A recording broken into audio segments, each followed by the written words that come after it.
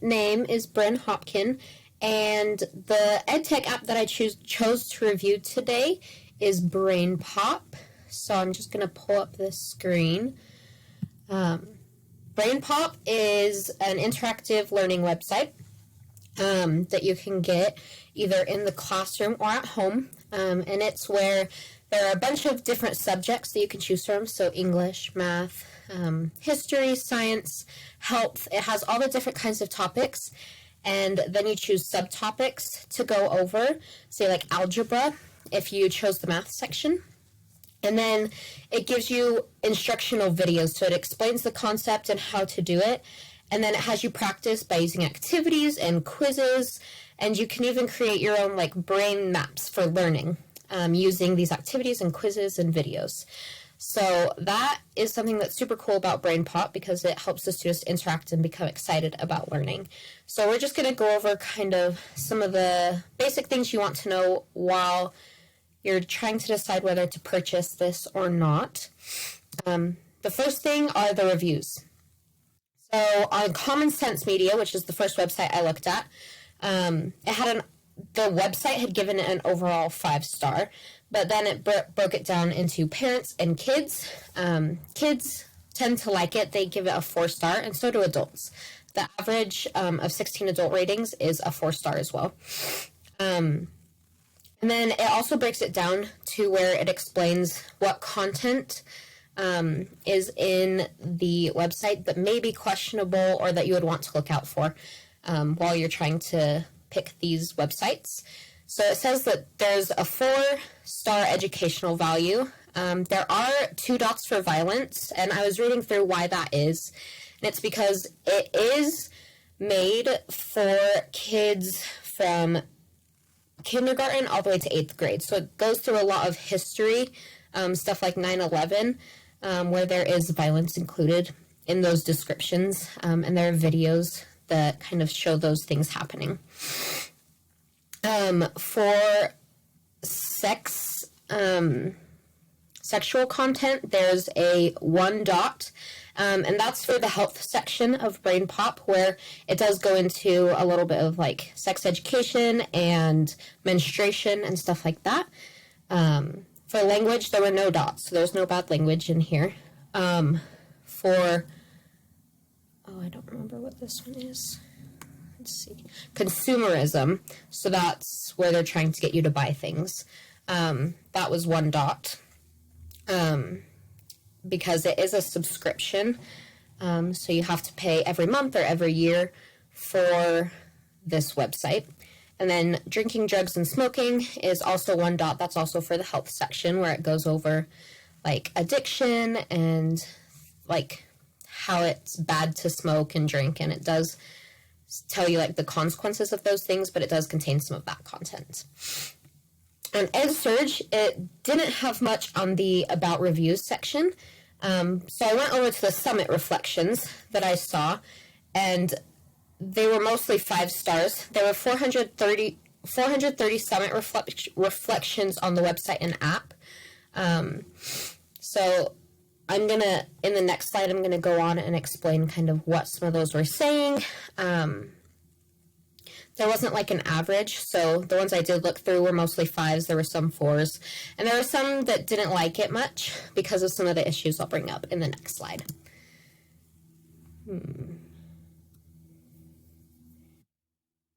Okay, here we go.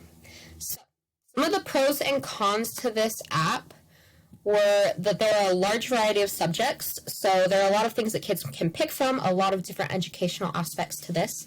It's good for all ages. Parents were reviewing it from people that were in 2nd grade to people that were in 8th grade, and they also said it was good for their kids to learn from and to interact with, which goes into the next point, that it's very fun and interactive because it does have a lot of activities that kids enjoy after they've gone through the learning section. And a lot of people said it's very educational. It's good for introducing new topics or just reviewing the ones that they've already learned in class. So parents really liked that side of it, that they could use it either to teach or to just go over what had already been taught in school. Some of the cons that I saw parents talking about were that it's difficult to find and access like certain lessons. I couldn't figure out exactly which ones they talked about because it seems pretty straightforward to me, but I haven't purchased it, so it might be different once you purchase the subscription package. And then if you buy the regular BrainPop package, all material is available to every age. So things like the sex ed and the menstruation, even like second graders can access that if that's the BrainPop that you buy. They do have a BrainPop Junior that discludes things like that. That's more K through 3. So then you don't have that same issue, but they just said that you have to make sure you're monitoring your kids while they're on this so that they don't find the things that maybe aren't appropriate for their age. And I did see a few reviews that said they wish that they put more material out, like more frequently, because a lot of times their kids would have gone through pretty much every learning tool and every video and every activity that they have on BrainPop. And then they'd be like, what do I do now? So they just wish that they would put more on there and kind of rotate through. So next, I'm going to talk about similar websites. So all of these have like a little bit of a different aspect to them, but these are ones that I found with a similar idea. So Fun School, Fun Brain, ABC Mouse, Education City, PBS Kids, and Khan Academy. So these are ones where you can go on and learn, and then they have activities to go along with the subject that the kid has just learned. Some are more educational based. They come more out of textbooks from what I could see, like Khan Academy, and I think it was Education City. And then some of the other ones like ABC Mouse and PBS Kids are more activity based. So I felt like as I was looking that BrainPop had a pretty good balance, that it was interesting, fun, and interactive while having a good educational aspect to it. So I felt like it was a good balance between kind of all of these other websites that give different aspects to that learning. So those are the similar websites I found. There could be more, but these are the ones that like were the main ones that it's kind of competing with. Okay, so I also wanted to go over like the cost and the accessibility. So how many people can access it, how much it costs for the month or the year, because this is something that anyone can purchase. You can purchase it as a parent, you can purchase it as a teacher or a principal or a superintendent. So we have different packages for all of those different situations. So if you are a teacher and you decide to pay for the teacher package, you get a code that you can give to your students to log in with, and it's the same on the district or the school level. If you already have an account, they just have a login button. If you're looking to buy, they have a get started button, and then it will bring you to the pricing and purchasing page. They have you choose whether you're a parent, a teacher, or a student, and then it'll bring you to the best packages for you to purchase. Which over here, it talks about the cost and how much it is. So if you want to purchase it for a family, whether you're doing homeschooling or whether you just want your kids to understand a certain topic better, or whether you want to help with their homework or review, you can pay $129 a year for the regular BrainPop, and that's the one where it gives you access to K through 8 material. Whereas you can also purchase the BrainPop Junior, which is $119. It has a little bit less material because it's only for ages K through 3. But then they also do give a pretty good deal where it's $159 for the combo pack. So then you can log certain kids into regular BrainPop and your other kids into BrainPop Junior so that you have access to both.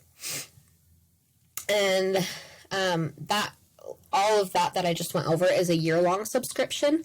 So it's, if you break it down, it's like $10 to $14 a month for a family. And then teacher pricing, if you want to buy it for your classroom as a teacher, it's $230 a year. And I believe that's just for the regular BrainPop. Or you would purchase for whatever's going to fit your classroom the most. So if you're in a 3rd grade class, maybe you'd purchase the BrainPop Junior. If you're in a 5th grade class, maybe you'd purchase the regular BrainPop, or even older. So it's $230 a year for a teacher. And then I had a hard time finding how much it was for the school and district levels. So for the school level, like a principal would purchase the pack, and then he would give the codes, pass out the codes to all the different teachers within his school. Or there's the district level where it was like the superintendent, I guess, would purchase the pack, and then he would give the codes to each of the principals, and the principals would give it to the teachers, and it just gets more expensive as you go up in levels. So I think one said that it was like $430 for a school level. I'm not 100% positive about that. It was kind of difficult to find. But there also is a free version for anyone who wants to kind of explore it, see if they want to buy it, or for anyone who just wants to use it without having to pay for the subscription. So you just go onto the website, and it automatically has like 3 subjects every month that it rotates through. So it might have health, like drugs one month, it'll just pick a certain topic and rotate through all of those. And you can see the video and do the activities along with that. So that's kind of the cost and accessibility section. So now I'm going to go over, let's see, frameworks. If it'll let me. Okay. Yes, here we go. So frameworks. I went through the ISTE or ISTE standards, the PICRAT, and the EEE frameworks. So for the ISTE, I went on to the student standards, since students are going to be the one interacting with this the most. So it fits into the empowered learner, digital citizen, knowledge constructor, and innovative designer.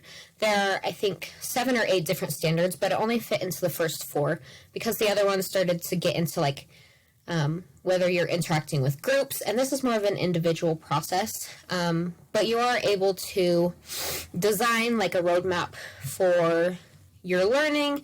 You're able to learn on your own. You're able to gain that knowledge, and it empowers the learner. It makes people excited to learn and helps them do it by themselves. And it helps them to incorporate a good amount of technology into their learning.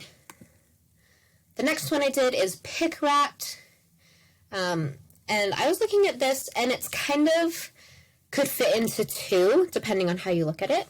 So I put it into this one, the CA category, which is creative and amplifies. I put it into that one because it does have a creative aspect to it. Like I was talking about, you're able to create your own roadmap to success and to learning. So you're able to put the videos and the activities and the quizzes and everything into your roadmap that you want in order to reach your goal, your learning goal. And it amplifies what you would do in the classroom. So you can do a lot of these things in the classroom, but BrainPop has them all easily accessible, and it's more exciting. A lot of the activities are more exciting because they're on a computer, and they all like go together. So I felt like it amplified. A lot of people would also put it in the interactive and amplify section. It is very interactive, so it still is interactive because it gives you all of the activities and quizzes to do with your learning, but it also is creative because of the roadmap section of the website. And then my last framework that I did, let's see, is the EEE framework.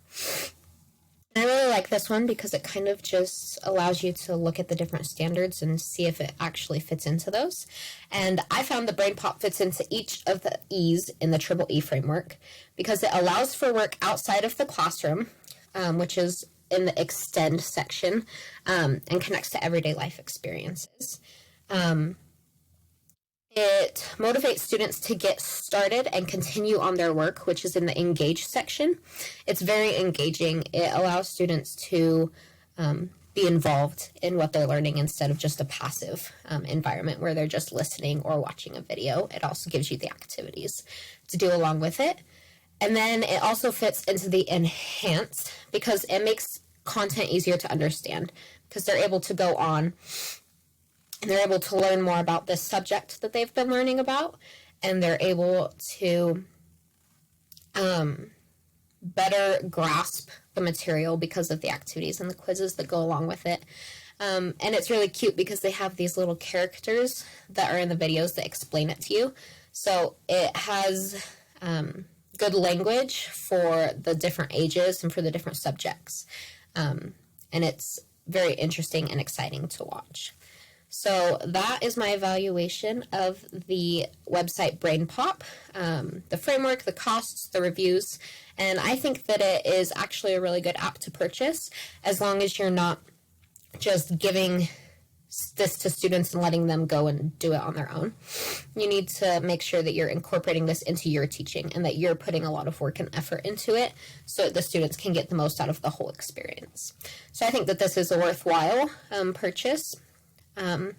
As long as you think that you're going to use it and that you're going to use it to enhance learning rather than replace learning in the classroom.